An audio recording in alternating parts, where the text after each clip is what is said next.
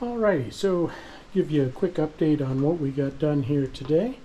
I have painted a single coat of white primer over the Great Goblin rocket. You can see it's still got a little gray hue to it. There is a section here that I'm going to have to put a little filler on and sand. I must have been a little aggressive with the sanding when I started getting this prepped to re-primer, but that's pretty close. That's probably one more coat away, and a little bit of filler and sanding to clean that up, and then I should be able to get this ready for the first coat of yellow paint.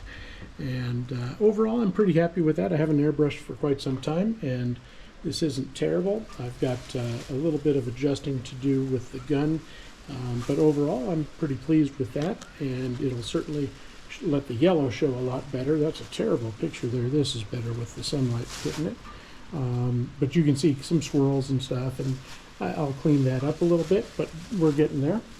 Now over here on the Red Max, the Mega Red Max kits, I've got the one engine cluster done, and I sanded that along the edges so that it slides into the tube nice and smoothly.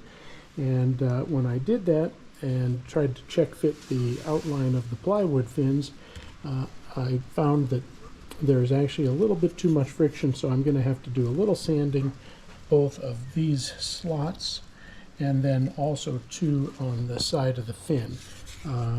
There's one of these, I think it's this one here. Yeah, you can kind of see, let's see if I can get a good image of it.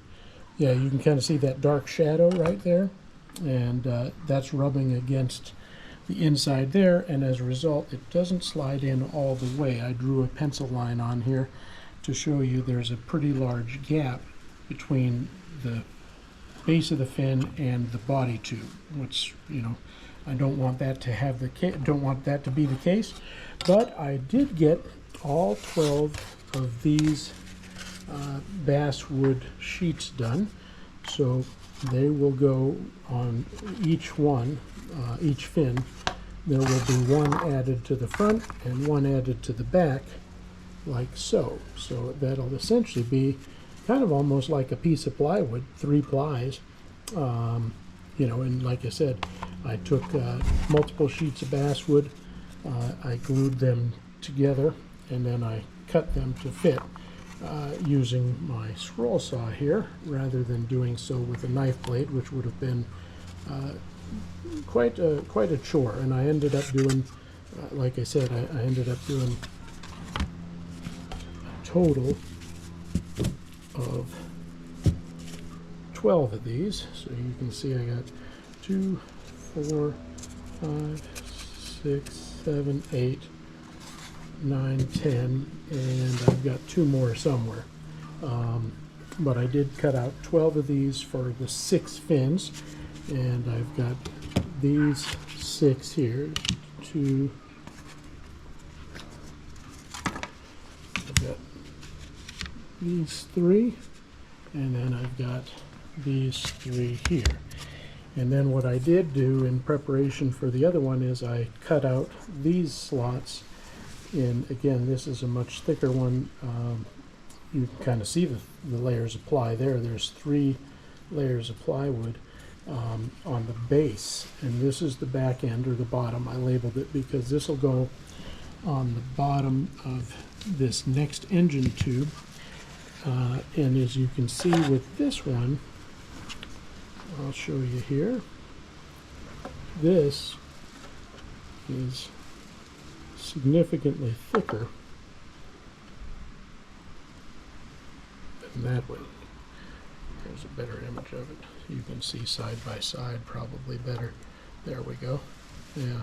So as a result, I did cut slots in this one, and that'll enable that to fit a little bit better. So all in all, pretty good day. It's getting a little bit breezy, so I'm not going to be able to do any more airbrushing. You can see my makeshift paint booth. The tarp is blowing pretty good, and it's a little bit of a pain to paint with an airbrush like that.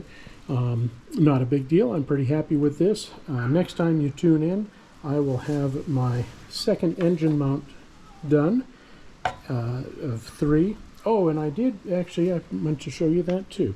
So I did finish up the third tube, and when I say I finished it, it's drying. But basically, I took this this one tube and I extended this one. You can see I taped some paper on there.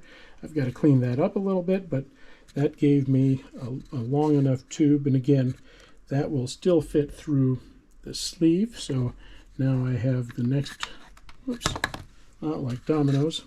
Now I have the next cluster of 3 engine mounts, so I can start working on that, and that will be for my second Mega Dare Red Max. So I'm going to get that one done. The first one I'm going to go ahead and paint the red and black like the regular Red Max is. I'll take you over to show you. I have the original one that's already done right here. So that is the Red Max, the regular Red Max, if you will. And next to that I have the Jayhawk, which I finished the other day.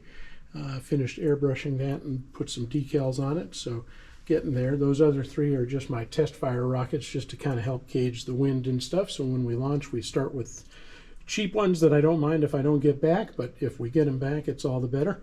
And then we can start launching the more large, fun stuff. But pretty good day overall. I was pretty happy with that. And oh, and I did finish epoxying the tube on the Scorpio, which is the 3D printed rocket. Now that I say that, I'm not 100% sure that's the right name. I think it's Scorpio, but I've got these, you can see I've got these 4 already done, and then the other 2, I epoxied the other one and tied the other 6th one together, so those are ready for body filler, which I might actually start that tonight, but just depends on how much I get done cleaning up here.